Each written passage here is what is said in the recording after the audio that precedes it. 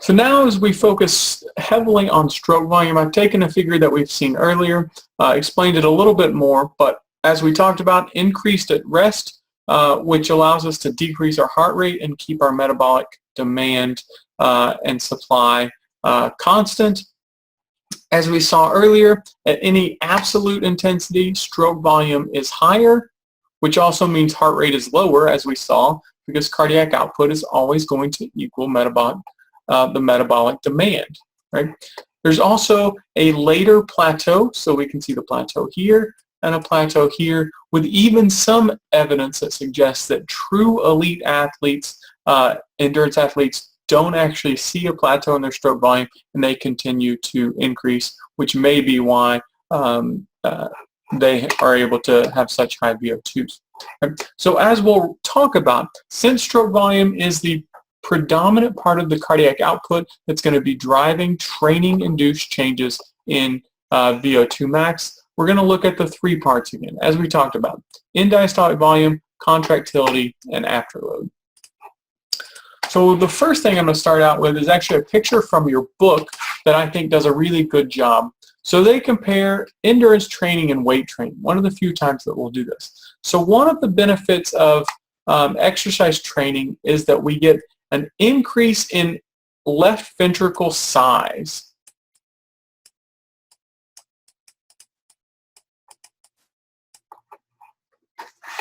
In weight training, we get an increase in ventricle thickness. Unfortunately, these are both called exactly the same thing. We both call them cardiac hypertrophy. But as you can see, if you compare the thickness in this light region here to the thickness here, that weight training puts an increase in the amount of myocardium there, right? So if we think about this in terms of the physiology and why we aren't talking about cardiovascular training very much with exercise, is because if so much of this is stroke volume dependent, think about this. If we increase the size of the ventricle, right, we're going to be able to affect two of the three components, right? We're going to increase preload because we have a larger vessel which we can put more blood in, so therefore preload is going to be larger. If preload is larger, then based on the Frank-Starling mechanism, then contractility is stronger, and we're able to then increase cardiac output. However, here we can maybe increase increase contractility based on more muscle mass, but we actually have a smaller amount of preload. Therefore, any cardiovascular changes seen by increasing contractility are ruled out because we don't see any increase in the volume. So this cardiac hypertrophy here in endurance training is beneficial for VO2 max, whereas this type of cardiac hypertrophy in weight training has no effect on VO2 max whatsoever. So again, this is a major effect of training, as we get a larger left ventricle in the trained hearts that allows us to have a greater preload and a greater volume. One other thing that doesn't exist that we didn't talk about in the previous lecture is plasma volume. So if you remember in the acute, we talked about essentially hemodynamics, or blood doesn't really change. In fact, we ignored it altogether, right? I think I drew two big X's on the slide and said, don't worry about this, maybe a little bit of dehydration, we have a decrease in plasma volume or a change in viscosity based on blood. However, none of that occurs in acute, but we see plasma volume actually increases with aerobic training. So what happens is we get an increase in total blood volume. So you'll see total blood volume in a sedentary individual, 5 liters. A trained individual can go up to, we'll just say, for example, here, about 5.7 liters, right? We get an increase in plasma, so that's the kind of water portion that contains proteins. And really importantly is we get an increase in red blood cells, right? We know that red blood cells are crucial for delivering oxygen. They can They contain those heme groups where oxygen binds. Those red blood cells then carry the oxygen and dump it off to the cells. Right? So if we have more red blood cells, we can deliver more oxygen. Right? So it increases our oxygen carrying capacity. If we look at a very nice summary slide here, what we'll see is, again, we know stroke volume is increased with exercise training. How do we do this? So one is, as we talked about, we have an increase in diastolic volume. One is due to an increase in the size of the ventricle or ventricular hypertrophy. Two is due to an increase in plasma volume. Right? If we have more blood, then we fill it. Then we increase the amount of preload. Preload will ultimately affect contractility based on Frank Starling.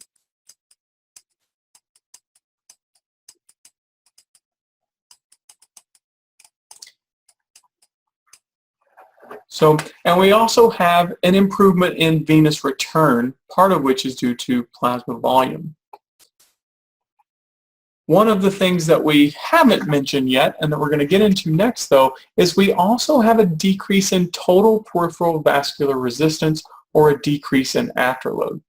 This is due to a decrease in sympathetic vasoconstriction, and it allows us to increase the maximal blood flow to muscle while maintaining mean arterial pressure. Right? And so we'll see this, we'll talk about this at the end, but one of the benefits of exercise as medicine is that aerobic training does a really good job of reducing blood pressure. You don't see much change if you're already healthy and have a normal blood pressure, but someone who's hypertensive, who has high blood pressure, aerobic training is really beneficial at decreasing the sympathetic nervous system, which will ultimately help bring down blood pressure of that individual. So if we reduce afterload, remember these are inversely proportional, so a decrease in afterload with an increase in stroke volume all relate to generating a larger amount of blood pumped out per beat of the heart. And again, that's all going to come down to an increase in cardiac output. Right? So here's our cardiac output. We can see at rest. Here's a maximal exercise sedentary individual, 20 liters of blood. However, if we see the cardiac output of a maximal exercise for an athlete, we can see these huge values here, 40 liters per minute, primarily driven by stroke volume mechanisms driving lots of blood to skeletal muscle so that it can work. But if you remember, that's only half of the equation. The other half of the equation is AVo2 difference. So AVo2 difference is, again, the ability or the amount of oxygen that is extracted from the tissue as it goes from the artery into the capillary, where the extraction happens, and then to the vein. Right? So what we see is that an increase in AVO2 difference is seen in response to training, and it's not due to an increase in actual oxygen content. Instead, it's due to improved extraction of the oxygen. Right? So what do we think is going to drive that? So one, we can put more capillaries there, right? So we can expand the number of capillaries that are then increasing surface area and allowing more oxygen to be seen by the muscle. We also have many, many more mitochondria, as we learned in the unit over skeletal muscle, and so we can decrease the diffusion to those mitochondria since we have more of them.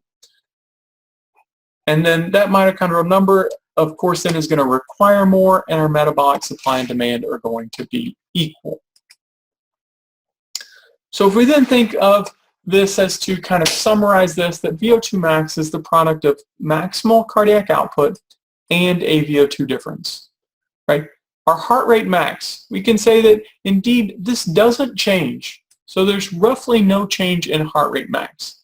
So therefore, no matter how well trained you are, you'll remember that simple formula. Age 220 minus your age is your estimation for your VO2 max. There is no effect of aerobic training. So what we can say based on that, of course, is that unfortunately VO2 max is going to decline with age as well. So heart rate max, relatively minimal effect. exercise training doesn't really impact heart rate max to a large degree. So stroke volume is going to be an important regulator, and then our ability to extract oxygen, right? So again, improvements in VO2 max from aerobic training due equally about to stroke volume and AVO2 difference, but the size of the contributions depend greatly on the duration of training. So a short duration training, a few months, improvements are due heavily to stroke volume. And indeed, I think I showed earlier in the slide, I didn't talk about it, but the data was there that if you work really hard at 2 hours a day at about 65% of your VO2 max, which of course is a really intense workout, you can actually drive up stroke volume and get by 10 to 15% and get a 7% increase in VO2 max. Okay? As you become longer trained and this becomes more chronic, then AVO2 difference is going to become more of a role as it takes a little more time to see some of those improvements in the vasculature and the skeletal muscle. So then again, if we summarize this, VO2 max due to maximal cardiac output, you'll see no heart rate in this. Maximal cardiac output due to primarily increase in stroke volume, which is due to an increase in preload, which is due to several factors, if you'll remember, not only blood volume, but increased venous return, as well as increased ventricular capacity. We have a decrease in peripheral resistance, which is also due to a decrease in sympathetic nervous system activity. If you'll remember, sympathetic nervous activity is a constrictor. If we remove that, we get more blood flow to the muscle. Training improves capillaries and mitochondria, ultimately leading to an AVO2 difference, leading to our ability to increase our VO2 max with training. I'll touch briefly on detraining and VO2 max. So the bad news is that if you stop training, then you lose it really quickly. Indeed, if you stop training, you lose about 8% within the first 2 weeks and about 20% of that after 3 months or so. The initial decrease, the first 12 days, is due to a decrease in stroke volume, primarily due to the rapid loss of plasma volume. Later, the decrease is due to AVO2 difference because you start to lose mitochondria and you decrease the oxidative capacity of skeletal muscle. So again, some of you may have noticed we've been skipping through and not really talking about what's happening with resistance training. So this is a nice little table, and you can see one of the reasons that we're not talking about strength training is because it's not a real strong effector of the cardiovascular system. So if we go through these comparing endurance and strength, so we have left ventricular mass is increased. Thickness is slightly increased. However, in diastolic volume, little change. This increase, of course, is going to drive stroke volume increases. Little change in stroke volume. As we talked about, if you don't change stroke volume, then you don't really change cardiac output.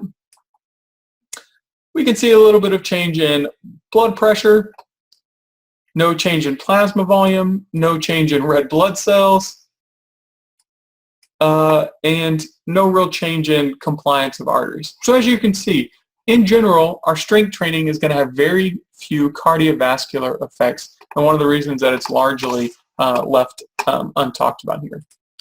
So let's finish with a summary of rest, absolute, relative, and maximal exercise. So at rest, oxygen consumption between untrained here in the white and trained in the red. Supply and demand must be equal, therefore VO2 is not changed. However, the way that we get to that is our cardiac output and our AVO2 difference are not different. Again, if you multiply these, that's how we solve for VO2. The only difference is how we reach that.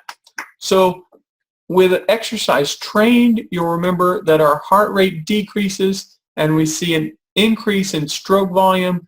And so since this cardiac output is the product of heart rate times stroke volume, that we then maintain our cardiac output at exactly the same levels. As we talked about, systemic vascular resistance slightly goes down, which ultimately relates to a slight decrease in blood pressure, specifically if you had high blood pressure to begin with, but we'll see some slight reductions in blood pressure. Again, this is at rest. So what about if we just put someone, in this case we use 150 watts. This is about 50% of a VO2 max if you want to call it that. Again, metabolic supply and demand are always equal. If they're performing at exactly the same speed on the treadmill or pedaling rate on the bike, then supply and demand are always going to be equal. The major difference is here, again, here's our supply and demand are equal, but again, the way that we approach them is due to the heart rate and the stroke volume. Heart rate decreased, stroke volume increased. Again, similar to before, vascular resistance is decreased in training. We get a lower sympathetic nervous activity, which can help improve blood flow, and our blood pressure is slightly decreased.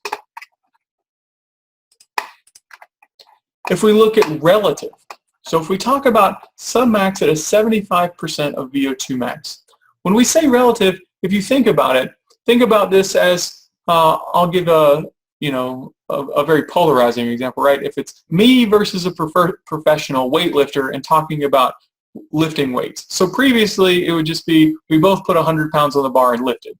As you can imagine, that would be easier for that person. Here, we're talking about putting 75%. So they're actually going to be lifting more. They're doing more work. Their metabolic demand is higher because they're doing more, because their maximum is obviously higher than mine. And so we see that. In our untrained versus our trained, our metabolic demand is greater because they are working harder because their maximum is higher. In order to meet that supply and demand, they have both an increase in cardiac output and an increase in oxygen extraction from the blood. Right? Indeed, heart rate is actually about the same. You'll remember it's been lower, but since they're working harder, heart rate is higher. Stroke volume, which as we mentioned, really drives this difference. Right? So you can see it in this chart here, that at relative intensities, stroke volume is really driving improvements in VO2 max. We have decreased systemic vascular resistance or afterload, as we've talked about, and because of the increased effort, we see an increase in sympathetic nervous system and blood pressure. So again, the idea is that I want you to take away really from this slide is metabolic costs are higher here, right? This person is working harder, so we have to meet that in ways. And the beauty of that is we can really see that here in our stroke volume. If we look at maximal exercise, again, VO2 max is trainable. So VO2 max is higher, cardiac output, AVo2 difference is higher. Maximal heart rate is no different. Remember, maximal heart rate, 220 minus your age. There's no way to really train that. That is going to be a constant. So if you're working as hard as you can, your heart rate is going to be at a maximal rate without any differences. Stroke volume then is what's purely driving this increase in cardiac output here, and our systemic vascular resistance is helping improve, is going along with that and helping improve AVO2 difference by delivering more blood to the oxygen. So that finishes up the cardiovascular section. I hope you've enjoyed it and gotten some new perspectives on the cardiovascular system and VO2 max.